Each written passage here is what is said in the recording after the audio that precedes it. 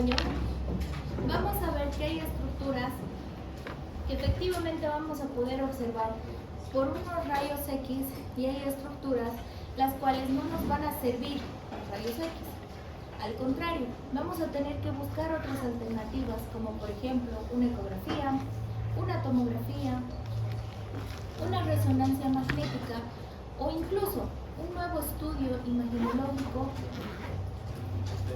conocida como la medicina nuclear, que va a estar representada por la gamografía, que dentro de la gamografía también vamos a poder ver el funcionamiento específico de la glándula, en este caso de la tiroides.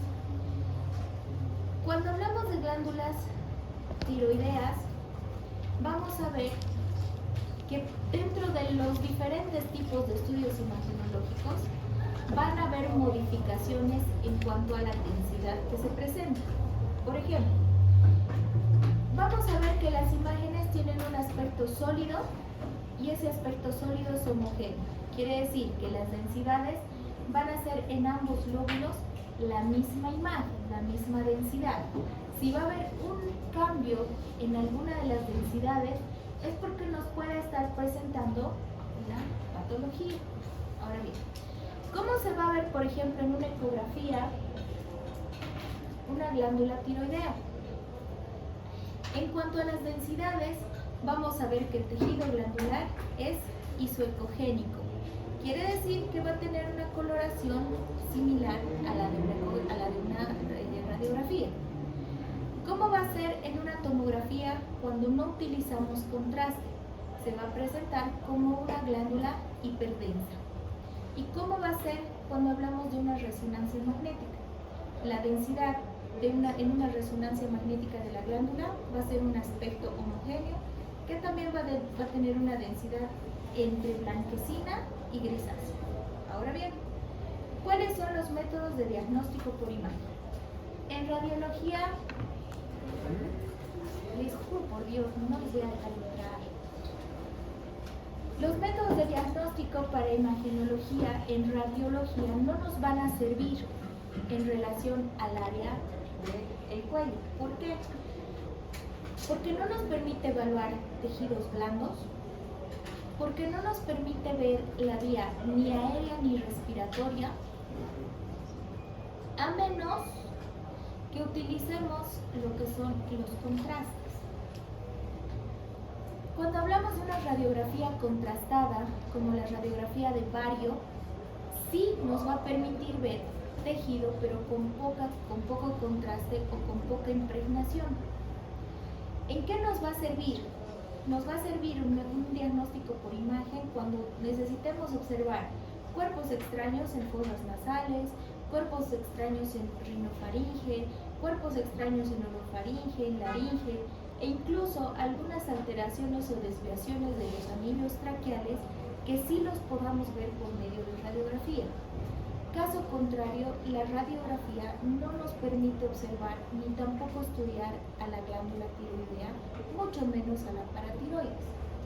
A menos que estemos hablando de la región de cuello con la participación de la vía aérea y la vía digestiva, pero tampoco nos va a permitir ver el tejido en caso de que haya la presencia de una tumoración. Si va a haber una tumoración, ¿qué va a haber? Un aumento tal vez en el grosor, pero nada más. No nos va a especificar si es un tumor, o tal vez es un quiste, o tal vez es una dilatación de uno de los vasos de gran calibre.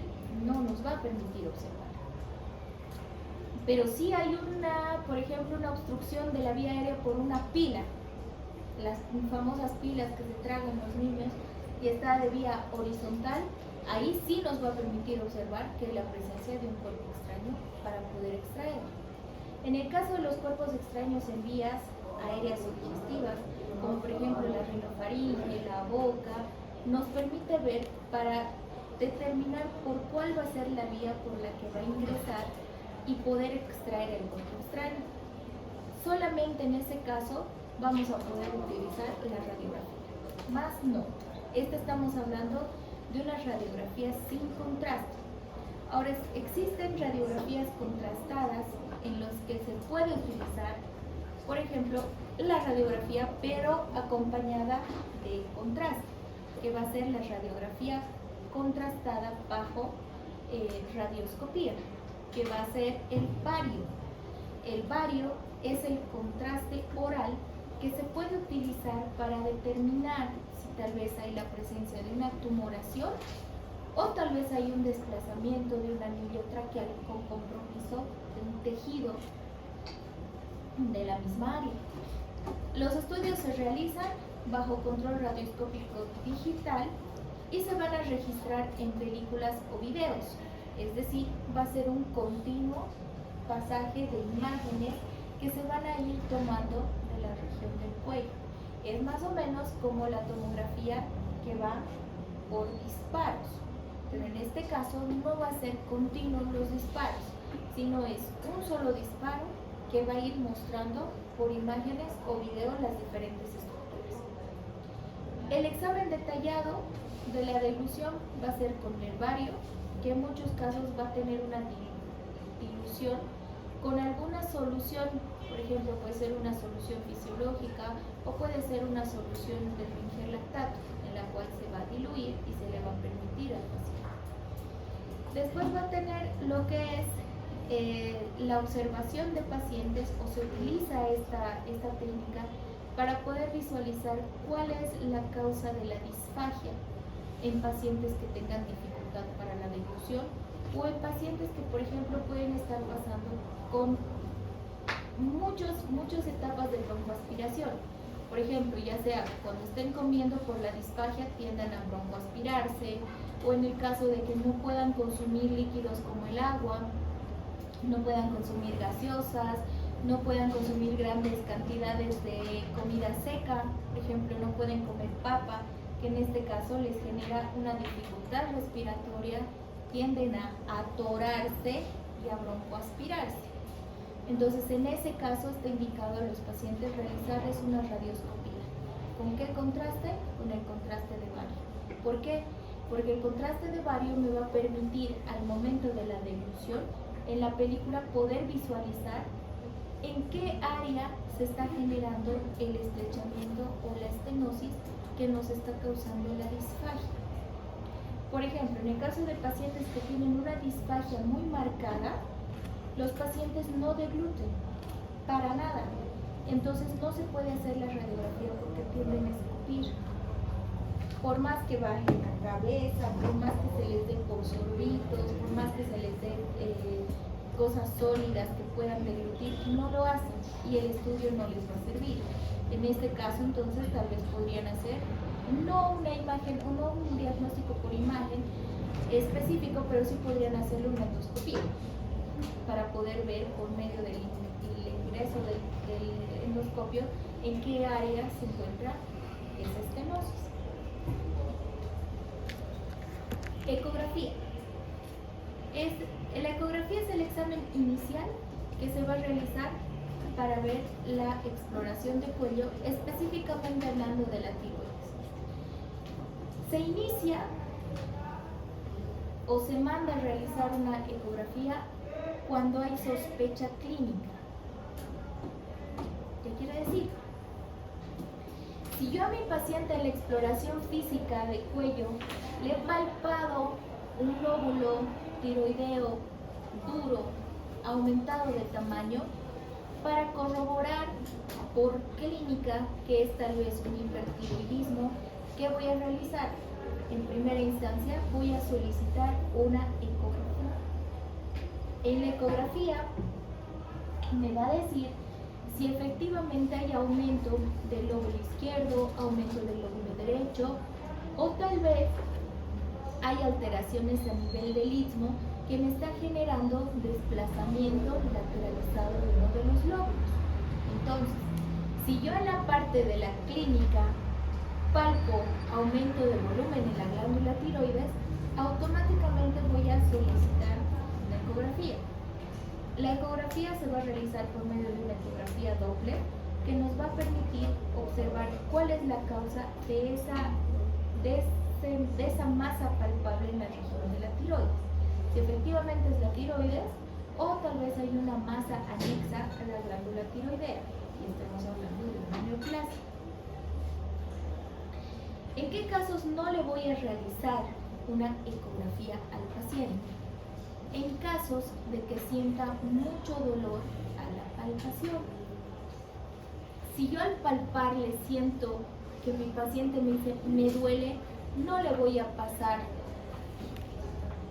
la ecografía, porque le voy a generar aún más molestia, más dolor. Entonces, en caso de a la clínica, a la palpación se siente dolor, obviamente voy a generar mayor dolor y molestia en el paciente. ¿Esto en qué caso? Cuando se vea en la exploración física que va a tener una relación con un bocio o, en el peor de los casos, con un hipertiroidismo. La tomografía computarizada. En los tumores del cuello va a ser la más utilizada en oncología para el diagnóstico y seguimiento de los problemas patológicos relacionados a neoplasias. Estamos hablando de un cáncer tiroideo, de una neoplasia tiroidea, estamos hablando tal vez de un cáncer a nivel pulmonar que puede afectar a nivel de las vías respiratorias. Podemos hablar de patologías respiratorias, neoplasias respiratorias que van a estar ligadas a la presencia de afección en la vía respiratoria del cuello. Incluso el esófago de Barrett, que también va a ser considerada ya como una neoplasia por la mala transición de epitelios, me va a generar un tipo de neoplasia. ¿Cuál va a ser el método que puedo utilizar? En primera instancia, una tomografía. Si por clínica yo acepto que tiene un esófago de Barrett, ¿qué voy a realizar? Una resonancia donde me permita ver el tipo de tejido que está teniendo una mala transición y qué es lo que me está generando esa mala transición. Y eso ya va a ser por una biopsia. Ahora, el estudio debe realizarse con la opción de utilizar o no lo que son los contrastes para distinguir los vasos sanguíneos, el grado de vascularización de los tumores y cómo está localizado el tumor. Si estamos sospechando de una neoplasia tiroidea, ¿me va a servir para qué? No, usted. Ya después si me da sueño ver los postulados. En una tomografía, la Camila sí tenía preguntas. Ay, ya, en una tomografía nos va a servir para poder distinguir cuánto es la afección vascular que está teniendo esa tiroides en relación a la neoplasia. Por ejemplo, si hablamos de una neoplasia tiroidea en el lóbulo izquierdo, obviamente va a haber mayor vascularización. Entonces, por ende, va a haber aumento del tamaño, va a haber aumento de la vascularización para la alimentación de la glándula tiroidea. En ese caso, sí necesito hacerle la tomografía con contraste. ¿Para qué? Para poder distinguir cuáles son los vasos sanguíneos que están aumentando en cuanto al flujo sanguíneo. ¿Qué otros métodos diagnósticos tenemos para cuello? Tenemos la resonancia magnética, tenemos la medicina nuclear, que va a estar en relación a la gammagrafía o al centellograma óseo, el PET-TC y la angiografía por cateterismo. En relación a la angiografía por cateterismo, va a ser un tipo de estudio imagenológico que nos va a servir para tomar una muestra para biopsia. Es como la endoscopía, pero es mucho más minimizado el estudio y el cual nos va a permitir poder tomar una prueba del tejido tiroideo para poder analizar. ¿En qué casos se puede utilizar? En aquellos pacientes que ya haya confirmación de una neoplasia, ya sea una neoplasia tiroidea o una neoplasia paratiroidea. Ahora, vámonos a ver que todas estas técnicas de imagen que las hemos visto hasta ahora, las podemos utilizar ya sea en malformaciones congénitas, en patologías metabólicas o incluso hasta alteraciones externas o genéticas. Por ejemplo, tenemos en malformaciones congénitas. En malformaciones congénitas podemos encontrar a la principal, la ectopía de tiroides. Quiere decir que vamos a encontrar un tejido tiroideo externo a la localización común. Este caso se va a dar cuando vamos a ver tejido tiroideo funcional o puntos caudales laterales en la región de la lengua. Y nos dice que el tejido de la tiroides la vamos a poder localizar como un tejido anexo a la lateralización caudal de la lengua. Que cuando nosotros le hagamos la exploración física ya en lengua y tiroides, vamos a encontrar este tejido tiroideo. Lateralizado vamos a poder observar tejido ectópico, tejido tiroideo ectópico, que podemos confundir simplemente con una masa neoplásica. Y el mejor método para poner en manifiesto la observación de este tejido ectópico es la gammagrafía. En la gammagrafía nos va a permitir la observación de esta masa tiroidea de manera ectópica. ¿Por qué? Porque nos va a tener el tipo de tejido que estamos buscando dentro del organismo. Tenemos enfermedades inflamatorias como la enfermedad de Graves. La enfermedad de Graves se caracteriza obviamente por un aumento de la captación de lo que son los radioisopos que se generan por la gammagrafía, lo que nos va a generar un aumento en la tonalidad del tejido. Esta enfermedad va a estar obviamente relacionada a la oftalmopatía, que va a ser el exoftálmos también, ¿cierto? Se va a acompañar de exoftálmos. Entonces, ¿qué les dice hasta ahora? Que la parte clínica está junto con la parte imagenológica. Si ustedes tienen una duda en la parte clínica, la pueden corroborar con la parte imagenológica, pero no traten de buscar un diagnóstico con la parte imagenológica sin realizar la parte de manifestaciones clínicas. Por ejemplo, si aquel estimado Rodrigo está y no le hacen exploración, auscultación ni inspección pulmonar y le mandan directo a hacer una tomografía, no les va a decir, ah, sí, tienes neumonía, tienes, qué sé yo, dengue o su famoso invento que tiene de dos enfermedades. No va a salir. ¿Por qué? Porque no le están preguntando cuál es la sintomatología. Si es una tos estructurante, si es una tos seca, si tiene malestar general, no le están preguntando. Entonces la parte imagenológica nunca les va a dar un diagnóstico definitivo. La clínica siempre está relacionada con la imagenología para dar un diagnóstico definitivo. La clínica da un diagnóstico presuntivo y para corroborar se estudian o se realizan los diagnósticos imagenológicos para confirmación, para dar un diagnóstico definitivo. Eso es lo que pasa cuando queremos observar, por ejemplo, las enfermedades inflamatorias como la enfermedad de Graves. Continuamos con enfermedades inflamatorias a la enfermedad de Hashimoto.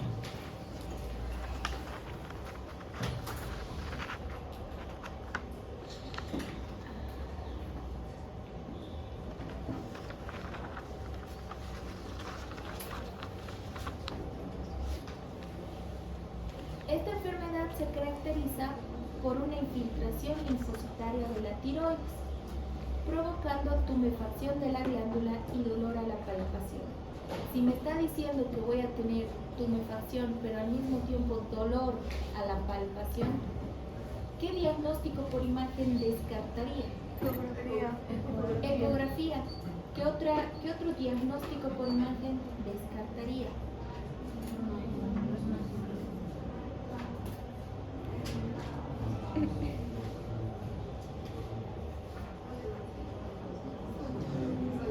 Eso sería examen Doppler y eco.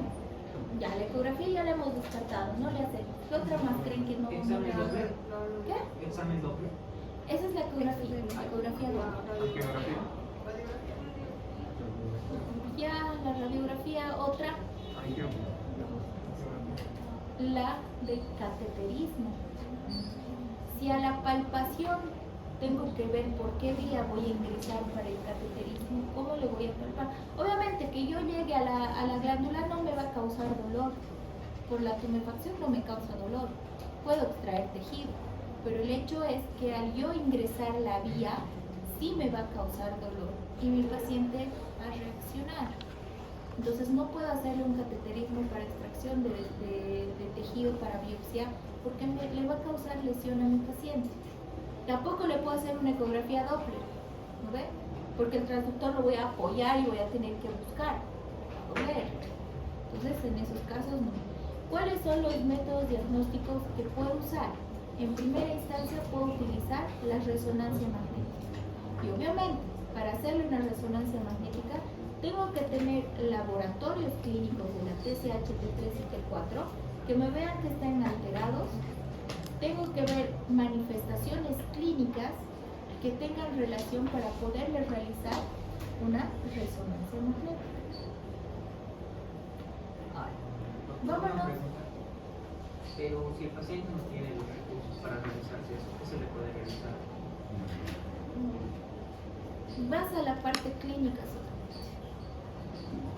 A menos que veas en la escala del dolor cuál es la valoración. ¿Duele qué? Ay, sí, es fuerte, muy fuerte. ¿Quién está fumando?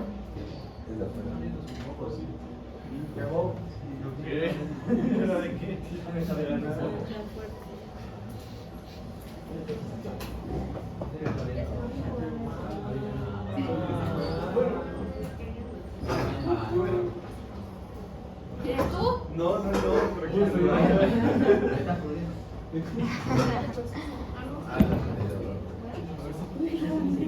Todos las miradas buscadas. Y en el caso no se puede pedir un perfil Ese es el examen de laboratorio. Obviamente lo vas a corroborar al laboratorio para hacerle un método diagnóstico que te va a dar efectivamente alteraciones, pero tú necesitas ver cuál es el grado de afección de esa glándula, que incluso puede complicar hasta la parte metabólica de la digestión. ¿Cómo lo haces con una prueba? Obviamente te va a decir tu perfil tiroideo alterado, te va a decir. Pero si tú ves que tu paciente a medida que pasa el tiempo va aumentando el tamaño de la glándula, necesitas saber cómo lo está haciendo y si es una neoplasia o solamente es una hiperplasia. pero en el Hashimoto no sería hipotiroidismo en el caso de agosto. Claro, pero necesitas ver la glándula para ver si hay una alteración en el tejido. Si está creciendo o está reduciendo, necesitas un diagnóstico por imagen. Si no, y en el caso de estos pacientes, va más para la clínica, no va tanto para la parte imagenológica si no tiene recursos.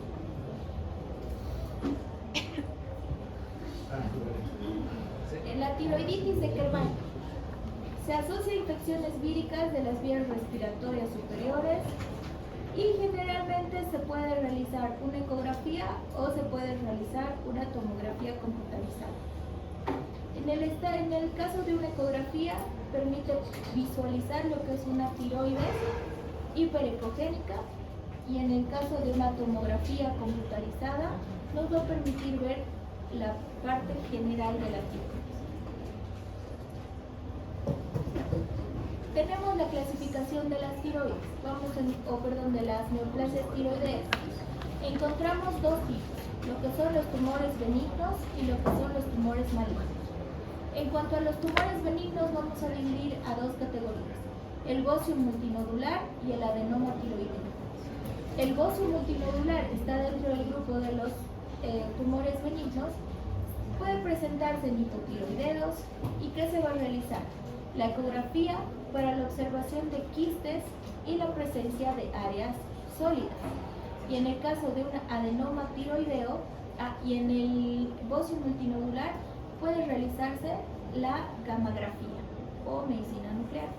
Y en el caso del adenoma tiroideo vamos a realizar lo que es una resonancia magnética y una ecografía por biopsia para poder identificar la alteración epitelial que tiene la glándula.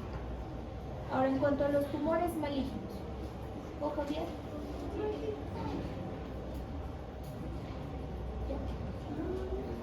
En cuanto a los tumores malignos, tumores malignos en las neoplasias vamos a encontrar al carcinoma de tiroides, carcinoma medular, linfoma tiroideo, carcinoma paratiroideo. ¿Cuáles van a ser los métodos diagnósticos que puedo utilizar? Puedo realizar la resonancia magnética y la tomografía computarizada. Esos van a ser los métodos diagnósticos. Vámonos ahora al hipertiroidismo y el hiperparatiroidismo.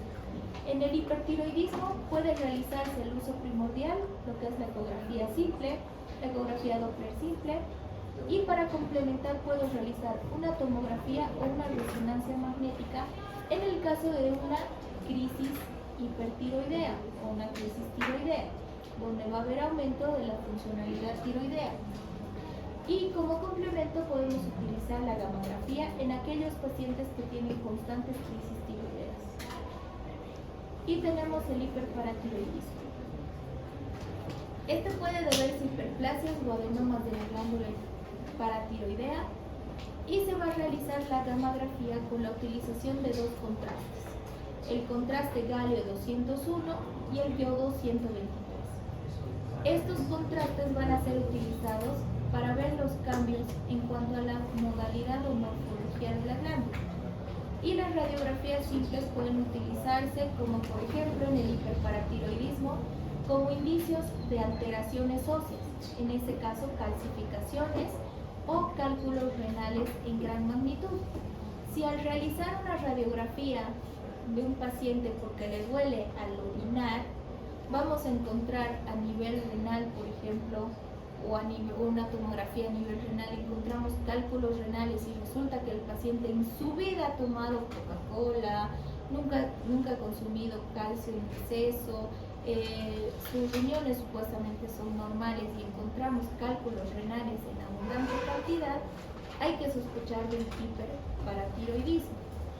Si en la radiografía encontramos, por ejemplo, radiografías que nos presentan calcificaciones óseas o por ejemplo la porosidad ósea, si nos muestra en la mayoría de los huesos nos está indicando que hay alguna alteración que está generando la pérdida de calcio. En este caso está relacionado con el hiperparatiroidismo, que es una señal para descartar y luego ya nos vamos a la clínica que nos va a permitir identificar. Listo. Ahora, ¿cuál